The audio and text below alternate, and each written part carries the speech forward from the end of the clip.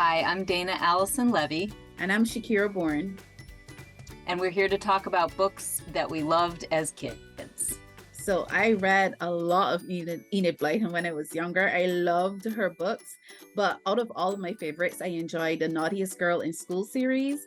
Elizabeth is such a prankster. She is so naughty, and I loved her adventures and the practical jokes she would pull on other kids. And to be honest, I really connected with that. But more so, I loved how she matured during the series and how she just became a more responsible person. And people really rooted for her. At least I rooted for her. So, Dana, what was your favorite book? I love that, and I see that in your writing in the books you write now. There are so many, it was hard to choose, but one that when I looked at my old bookshelf that popped up immediately as a favorite is A Wrinkle in Time by Madeleine L'Engle, which is just one of the most wonderful books.